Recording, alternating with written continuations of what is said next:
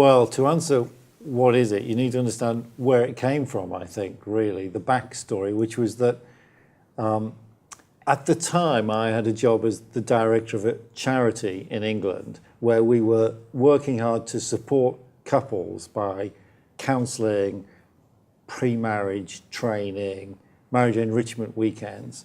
So I was working really hard at this. And then a friend of mine split up from his wife, and they hadn't been married very long. It had been a big wedding in church. Everybody had been there. It was quite exciting.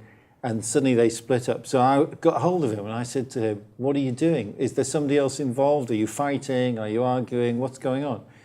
He said, no, it's nothing like that. I said, well, what's happening? I didn't understand. And he said, it's because of the pressures of life, pressures for housing, for money, for careers, for children, all these external pressures have just squeezed all the love out of our marriage. And now we just like are enemies in the same house. And so I sat there and I looked at him and I thought, oh my goodness, that could be me. Because I was experiencing the same pressures. Our children were small at the time. We didn't have anybody to help and it was difficult. And so I thought, we really need to do something to encourage couples who have made marriage as a life choice to say to them, not just on the wedding day, well done, good job, but once a year to encourage them to say, look, you're doing a good thing here. And here's some ways that you can enrich your relationship, and here's some resources that can help you all year round. So that was the germ of the idea. And then other things happened at the same time. So you felt like it was a God thing, really. Like I remember standing in a supermarket where they sell paint and wallpaper and wood and things like that. And I remember watching everybody in a queue and thinking, isn't it interesting we spend so much time thinking about how we arrange our homes, but we never think about the relationship we have with somebody within the home. And I was thinking about that. And so then I organised a meeting because I had this particular job and everybody came and I said, I think we need to do something that would be really positive and proactive. Do you remember? And they all said, yes, that's great. If you do it, we'll support you.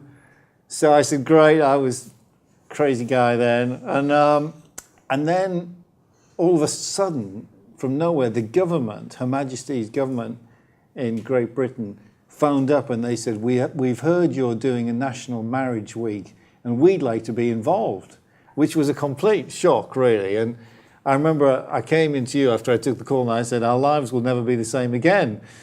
And they never have been. So then we had a meeting with these people in London, in Whitehall, and they said, this is what's going to happen. You'll step forward. We'll organise a big event to launch Marriage Week in the UK. And I said to them, well, why are you doing this? We're just a tiny idea of a charity, and you're like really important. And they said, well, Mr. Kane, you are National Marriage Week, and we want to be involved with you. So I said, okay, well, let's do it then. And so there was this amazing event where it was picked up by the media all over the world, really. And we won awards from the industry magazine PR Week, and there was events all around the country. And it became like a massive thing from nowhere, really. And you just felt like God had breathed on it.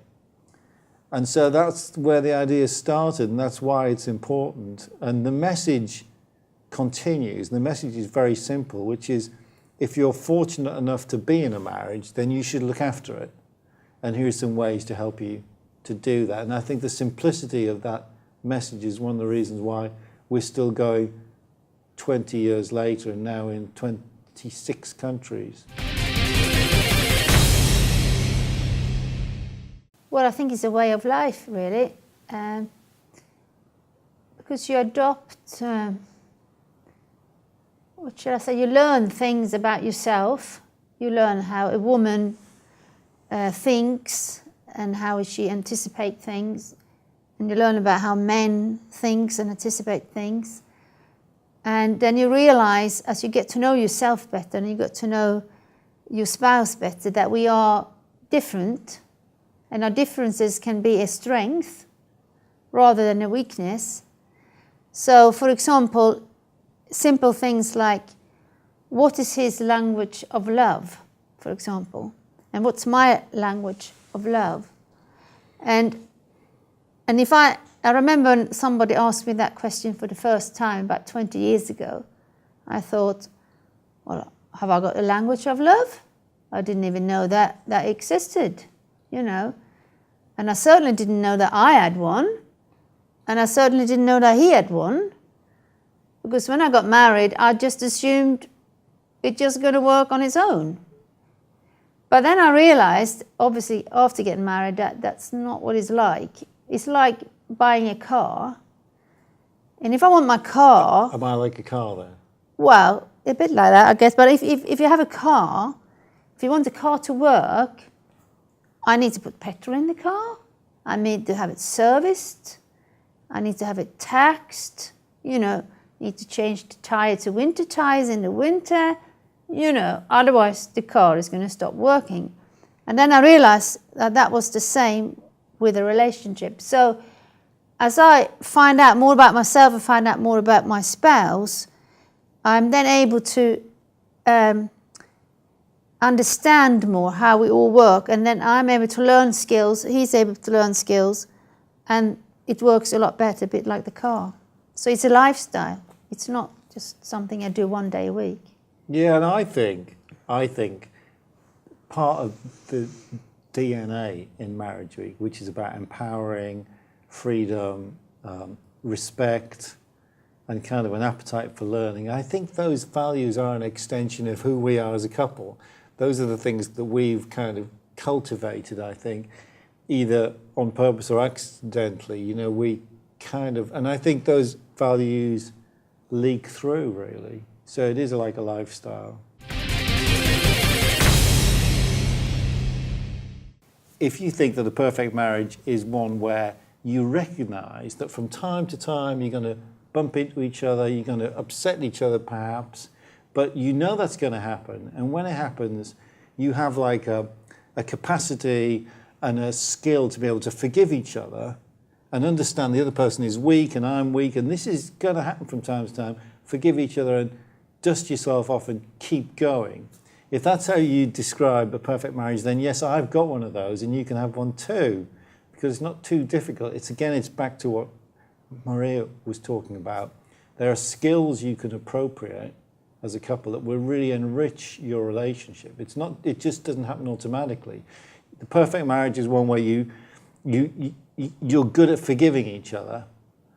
You kind of aren't too hard on each other, but you're kind and merciful to each other, where you cultivate passion and intimacy, and you kind of work on communication, and fundamentally you like each other, and if you dislike each other today, you understand that's just probably a bad day you're having. It doesn't mean anything else. Do you want to add to that? Yeah, I think also you are committed to make it work. So when you have a bad day, you know, I have a bad day, basically. And you think, I am committed to this person because actually to change him for somebody else, I will just repeat the same problem with another person. It's, you know, it's the same with anyone. So you're committed to make it work, to find a way forward. And as you learn how to solve conflict and move forward, you become stronger, and then maybe, and now we've been married for 30 years, we'll have less conflicts than we used to have when we first got together. We still, you know, bump into each other, but it's, you know, we've learned a lot of things during the way. I think also one of the key things that has helped me, and probably us, is in my mind I've made a list of the things that Maria can change and a list of the things she can't change. So in my case, you know, I've had to learn to trim my nasal hair because it's really important to you. Well, you know, good news is I can do that fairly easily. It's not difficult for me to do that. It makes a difference to you, doesn't it? So I can do that. I can also pick up my underwear and socks from the floor and put them in the laundry basket. I can also empty the washing machine or the dishwasher, and I can clear a few things away. I can do things like that fairly easily. I can't change the way I talk. I can't change the way I look. I can't change my hairstyle very much. So there are things I can't change. And so what we've learned to say to each other is, look, for the things that I do which really irritate you, just have grace for me, please. And then the things that I can change, I will try to change. And likewise, there are things you do, as you know, which I find really irritating, and you can't do anything about that. And so we are where we are. But I think there's real strength in accepting the other person with their weaknesses for who they are, for the things they can't do anything about, and then respecting them and acknowledging them for the things that they do that they can do something about, and they're making an effort to. So I think that, for me, is quite the key thing. I mean, there's Albania, Australia, Austria, Bulgaria, New Zealand, America, South Africa, Holland, Poland, Romania, Ukraine, Hungary, UK, Northern Ireland, Germany, Switzerland, Bermuda. No particular reason, except that it seemed like 100 seemed just unrealistic, and 50 seemed like too easy. So 75 was like, well, that's, we're going to need lots of grace and help to make that happen by a particular time. So it's just a arbitrary target, which is kind of like very hard to achieve, but not completely unrealistic. That's where the 75 comes from. Well, I think the biggest threat, not just in the UK, but I think worldwide, is that people become very selfish. It's just all about me, and it's instant gratification, because now we've got Wi-Fi, we've got mobile phones, we've got televisions, all those things, and everything is like you press a button and it's instant. So it's all about filling my world with my things and thinking about myself. So people are less likely to wanting to think about another person, So when they get in a relationship with somebody, it's about what can I get out of it the whole time, and not like how can we become a we rather than a me, and thinking about the relationship as a us. And I think that is just a general trend in society, not just in the UK, but worldwide. One of the biggest threats is couples who live together thinking this is the same as marriage, so we don't need to marry, it's just a piece of paper, they say. But actually, the dynamic and the under-the-surface chemistry in that relationship is very different. So it feels different, but it looks the same. And I think that's a threat. Couples who just, it's a bit like before TV was invented in colour, everybody was happy with black and white. So couples who are cohabiting longer term, they're living in a black and white world thinking this is all there is.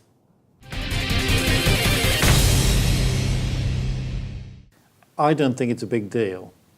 I think it's something that everybody could get really agitated about, but you're talking about such a tiny number of people. I'm really interested in the 98% of heterosexual couples who are trying to make their marriage a success, and I refuse to get dragged off into kind of this argument which is just important to 2% of the population. If they want to do whatever they want to do, that's fine. We're not against anybody. We're just distinctly for the bulk of the population who are trying to make a success of what they have. And so I think it's just like a side issue which is not, it's not really important. Lots of people think it is important. For me, it isn't really. I just ignore it. I think a really important principle is for a couple to learn how to have fun.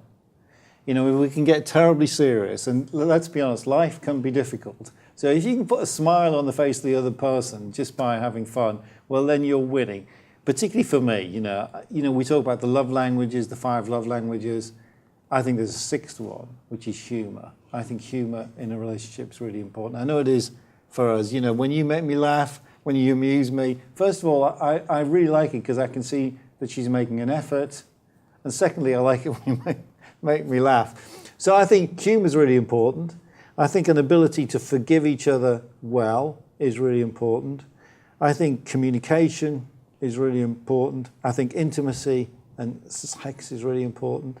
And I think commitment and a sense of dedication is really important. And then also for us as Christians, I think our particular perspective of the faith we have is really important to us. But you can have a successful marriage even if you're not a Christian. It's just that if you are a Christian, perhaps it works a bit better because you have more of a grateful heart.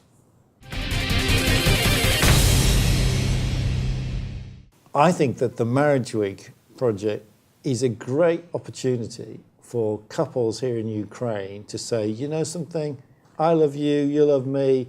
Let's just think about our marriage. Let's think about our relationship. How can we enrich it?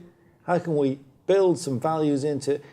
Look, if we're going to stay together for the rest of our lives, we might as well enjoy it. Let's improve our offering to each other to learn how to enjoy each other more and our relationship more and learn some skills to do that.